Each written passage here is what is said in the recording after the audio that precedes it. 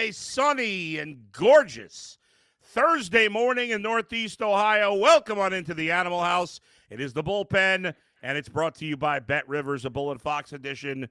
It's easy being green. We're both wearing green today. That was not planned. We did not, or it looks. Well, mine's a little bit more of like a grayish tinted green than yours more like an olive green. I think my hat's more along the lines of your shirt. It's funny because maybe it's just the camera or whatever. The shirt looks more green to me than the hat. Could be the lighting bowl. I don't know.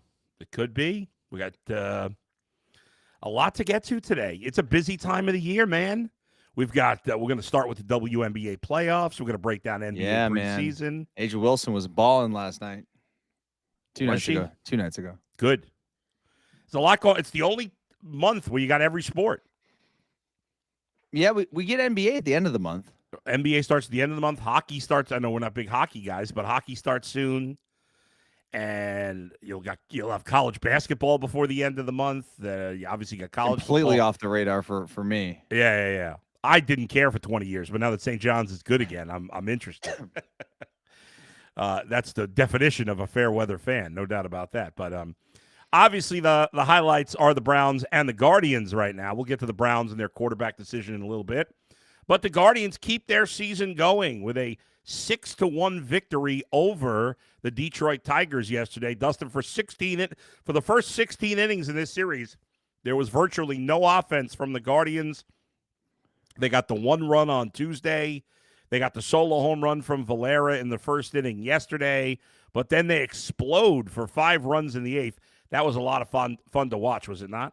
It was, especially if you're someone who may have had, a bet on the over. In the Guardians money line parlayed.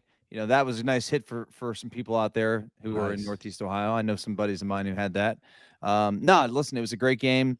I actually did. It's so funny. Yesterday, I got home from our show, UCSS. Yeah. At I don't know, whatever. I stopped and got some Chipotle and came home. Something probably. Ate it. Yeah, it was like 2:15, 2:20, whatever, something like that. And then I lay down. I'm on my patio outside. It was like just kind of a nice breeze, perfect fall day. Yeah. I put a little fire in the fire pit. The game's on the TV. Yeah. And I'm just laying there vegging out, dude, and I passed out. I fell asleep. Like, this was like an all-time great nap. Like, if I were to rank my naps for the entire 42 years I've been alive, it'd be top 5. It was that good. That good, huh? That good. And what made it even better was waking up just outside, breath of fresh air. Everything felt great. And I look up, and it was right when he hit the home run, dude. Which one? The Rocchio home run to give him the lead? Home run. Yes, the Rocchio. Yeah. So the Rocchio home run obviously breaks the 1-1 tie in the 8th. Yes. The place is going crazy. I mean, crazy. The stadium. I wish I was there. I got to be home to do all the post game and stuff. But that would have been a moment to be at the stadium when Rocchio hit that home run. And then Quan gets a double, and then Schneemann pinch hits. He gets a double, and then they got somebody else on, and then Bo Naylor hits the home run to cap it off. So the bats got going. It's funny, we were talking yesterday about some home run props, but all the guys that hit the home runs were not really guys we were talking about. Naylor, Valera, and Rocchio. So we didn't really talk about any of those guys yesterday. It was more about, Manzardo or Jose Ramirez. Or I thought I said that DeLauder would hit a double yesterday. I thought he had it. He walked. Had some good at-bats, and then he ripped one up the middle, but the center fielder was able to get to it, which was unfortunate. But he made an error in the first inning. It didn't cost the Guardians.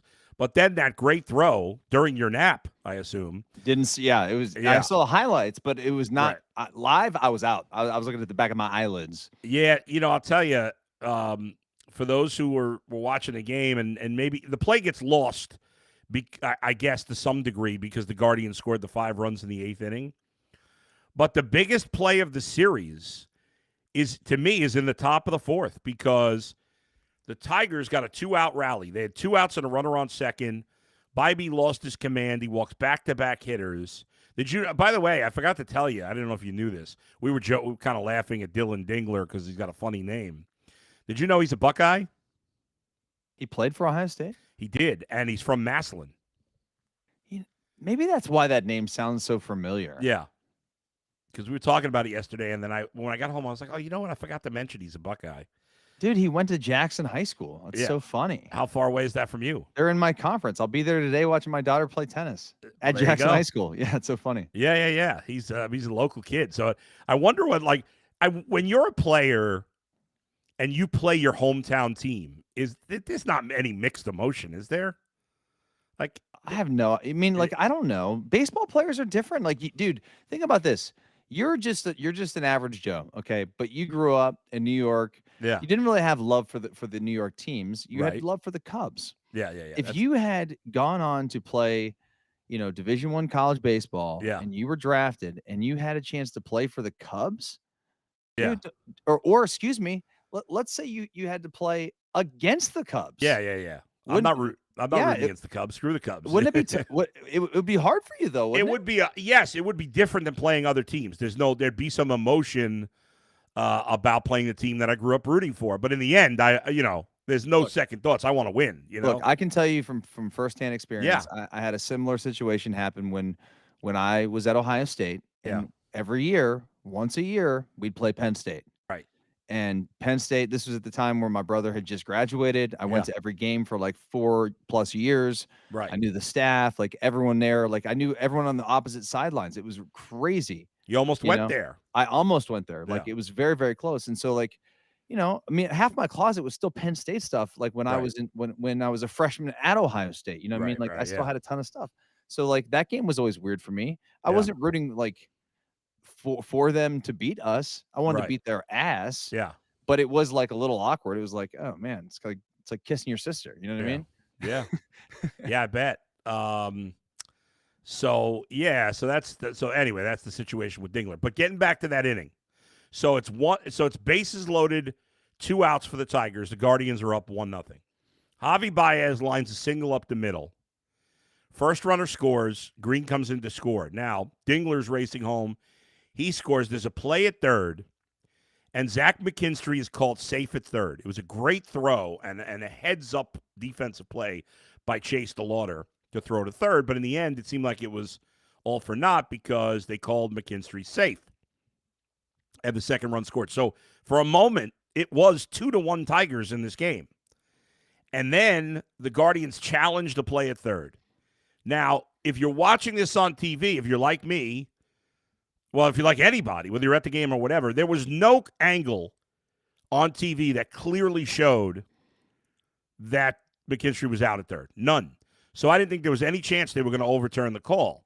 However, what we don't have access to is that if you looked, and they showed a couple of shots of it, their headquarters, I believe, are in New Jersey, and they have this huge wall of TVs, and they can time up 2 different angles. So in other words, they can look at 2 different angles at the same exact time.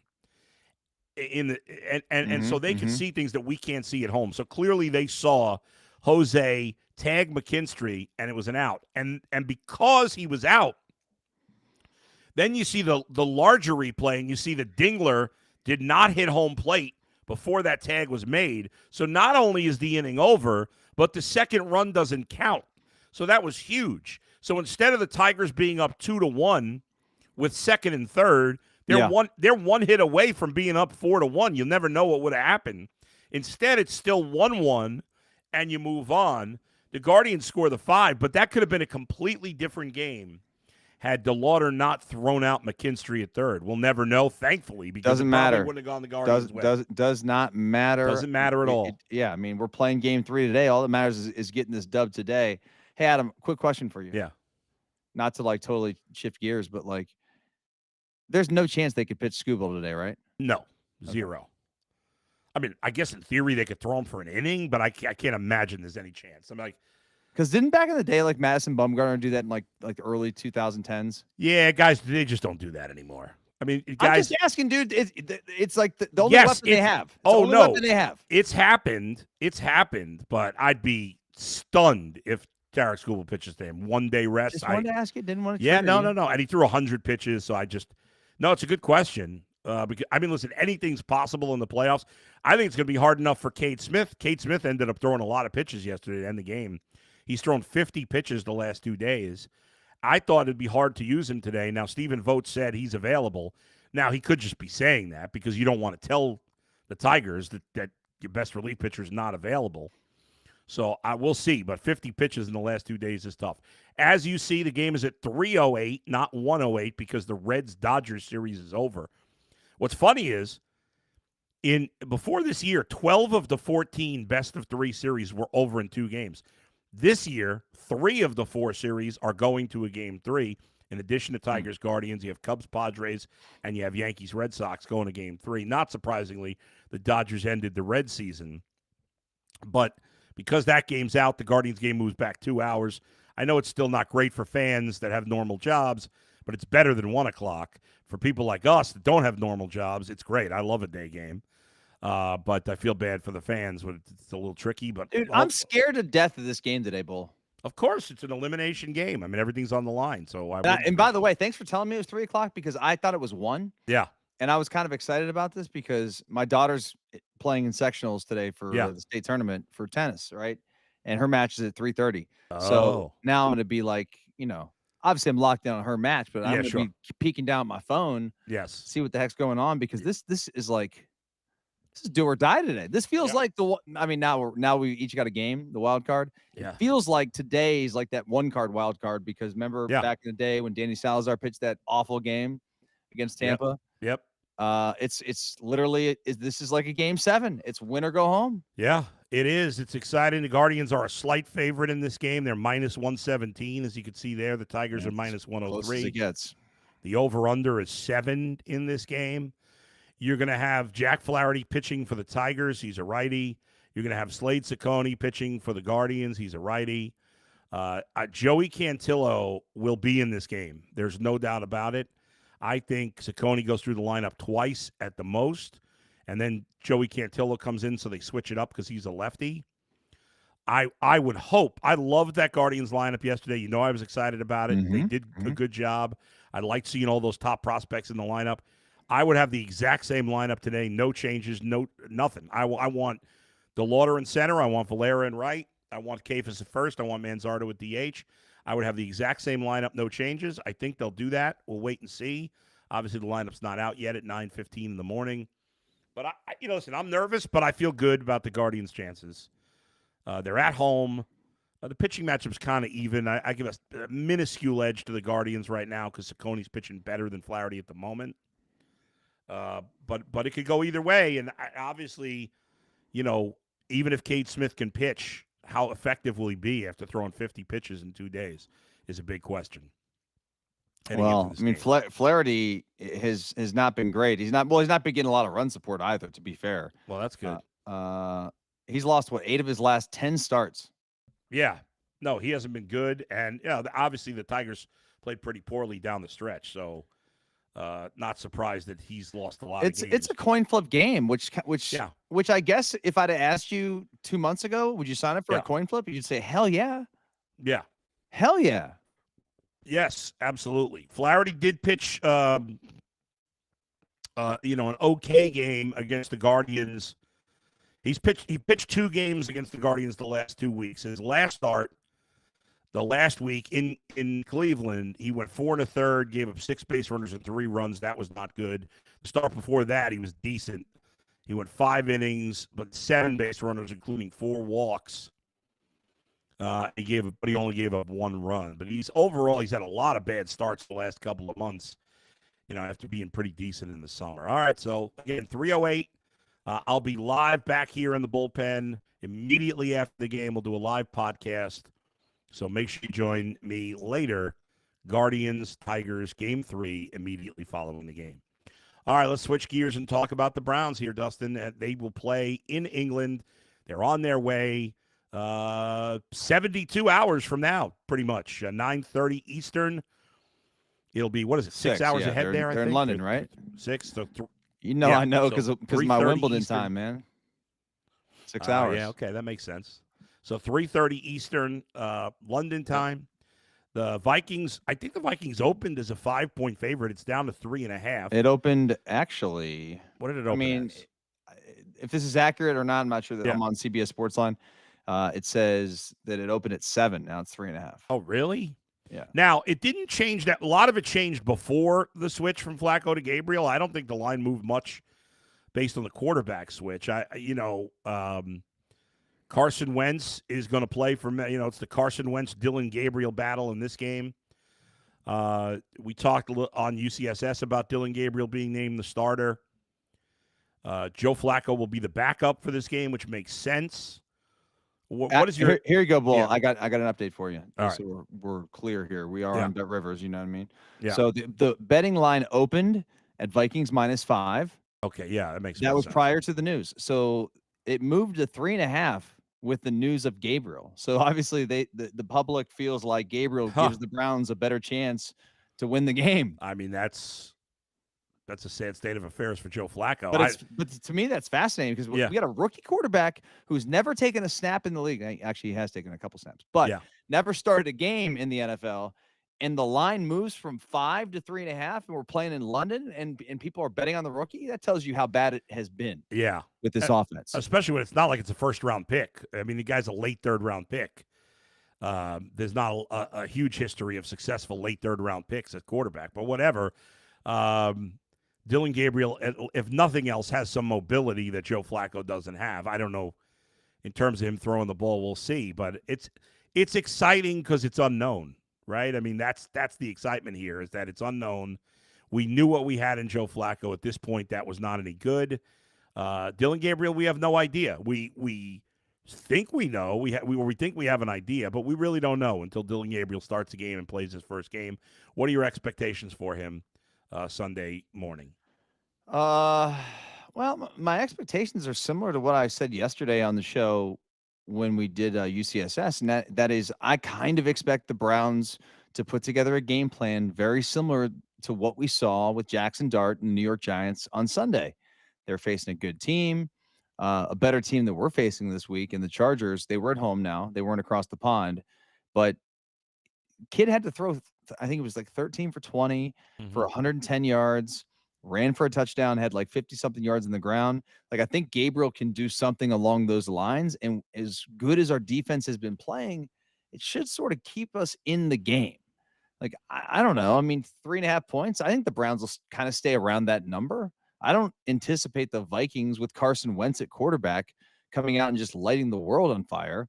And oh, by the way, have you looked at their secondary? Like, the Vikings can be thrown all over if you want to. I mean, Pittsburgh did it this past weekend over there. So, yeah. Good. No, I was gonna say, to me, this game is a stay away. I wouldn't bet this game. I don't feel good enough about the Vikings to lay 3.5. I certainly don't feel good enough about the Browns to be confident they could stay within a field goal. I think if I had to bet, I would actually lean towards the Browns to cover in a close game, because I do think it's going to be close, but I would probably stay away. The over-under is 36. Crazy. 36? Oh, my gosh. Yeah, I mean, the Browns' offense stinks. Their defense is good. The Vikings have Carson Wentz. They have a pretty good defense. I guess I would lead towards the under in this, but sometimes when it seems so obvious the under that it goes. I told Doug this, Doug Kazarian, who was on the show with us on The Edge on Fridays, who will be on with us again tomorrow. Make sure you check out that show here on Bet Rivers. Like, the overs seem to be the last 5 to 10 years. I feel like the overs, when you play those London games or any of the overseas games, they're flying over. Oh, they are. So maybe it's different with the Browns because the Browns have an all-time bad offense. But even last week, that was a dead under in the Steelers Vikings game, and then all of a sudden there was like 3 touchdowns in the fourth quarter. So anyway, my two cents on that are for whatever reason, overs are hitting recently. So take the under. Yeah, let's real quick, the other games involving this division. The Steelers are on a bye. The Ravens have to play without Lamar Jackson. They're going to have Cooper Rush start for them. They're actually getting 1.5 at home against the Texans. That you want to talk about a quarterback worth points. Mm-hmm. Like the Ravens, how big a favorite are the Ravens in that game if Lamar Jackson's playing? I mean, they're getting 1.5 at home against the Texans. Not like the Texans are that good. Correct. So how big a favorite do you think they'd be if Lamar Jackson were playing in the game? I know they were 1-3 with him, but still. I mean, that's a 7-point swing. At least 7. At least 7. Yeah, so that's at least a 7-point swing. Where are you leaning on this one with Ravens hosting the Texans, getting 1.5 points? I mean, I still got to lean Ravens just because they're like expected to be a team to win this division, to like be a Super Bowl contender. And by the way, like I was checking the odds like on the futures lines before they announced that like Lamar was going to be out for a couple of weeks. They're still the second favorite in the AFC to win the Super Bowl. Yeah, which is kind of crazy. So like for whatever reason, maybe they're completely off on this. Yeah. Bookmakers still feel like the Ravens have a chance, even with Lamar's injury, to bounce back and make the playoffs. And if they make the playoffs and Lamar's healthy, you got to think that they'll have a chance to. You don't want to, like, I don't want to play against the Ravens in the playoffs. No, definitely not. No. Even though they haven't had some but I still don't want to success, play Lamar. Yeah, no. And the Texans are 1-3, and they're a road favorite. It's crazy. There's only 5 teams over 500 in the AFC, and 3 of them are the Steelers, the Colts, and the Jags. Kind of what we thought, didn't we? A little bit of kind of cannibalizing themselves a little bit. I mean, it's really tough to tough conference. AFC, there's so many good teams. Yeah, nobody's just kind of standing out as the team this year. But the Ravens, the Bengals, the Chiefs, the Broncos have all been way worse than I think we thought they'd be. Yeah. Obviously, the Bengals had Burrow hurt, but they didn't play those first 2 games well with him. I mean, the Jaguars, the Colts, and the Steelers are 3-1. It's a weird start to the season. The Bills look head and shoulders the best team in the AFC right now. And to me, the Eagles look head and shoulders as the best team in the NFC. The Lions obviously got smoked in their first game against Green Bay, but they've looked really good since then. But everything feels kind of wide open. We'll see how it goes. But at the moment, it feels like it's wide open.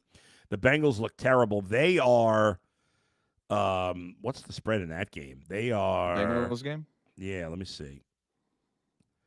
Bengals are getting 10.5 at home. Well, I couldn't even watch any of that game on Monday. Oh, so bad. I just peeked at like the game cast on the ESPN app or whatever. Yeah. And I'm like, every time they got the ball, it's the 3 and out. I'm like, I can't. I didn't turn the game on. It's so funny because Jake Browning, when he took over for Burrow 2 years ago, when Burrow got hurt, he played really well. And he played well when he came in against Jacksonville when Burrow got hurt 2 weeks ago. But since then, he's been absolutely awful. I can't take the Bengals plus 10.5, even at home, not against that Lions offense. I'd probably bet on the Lions. If there's no way I'd bet on the Bengals. I'd be surprised if they kept it within 10, but what are you going to do? All right, folks, that's going to do it for us today, but not for the whole day because I'll be back later today. Dustin, good luck to your daughter. Yeah, thanks, man. Tennis. So if she wins, it's just one match today, right? One match today. If she wins, she advances to Saturday. Yeah, and that would be the semifinals, and she'd already be in the top 4, which means she's advanced to the next. I think it's districts after this. So right. We're excited. Fingers crossed, man. Yeah. Good luck. We're rooting for her. For the Lady Eagles. Nice. And so that's today. Yeah. I will be on later today, immediately following the Guardians game. Join me here in the bullpen. Hopefully tomorrow afternoon, right, Bull? You and me and Dougie? That's right. Me and Doug at 4 p.m. The Edge. So that'll be on tomorrow. Until then, thanks to Z and Max. We'll talk to you next time right here in the Bullpen, a Bull and Fox edition, brought to you by Bet Rivers. See you, everybody.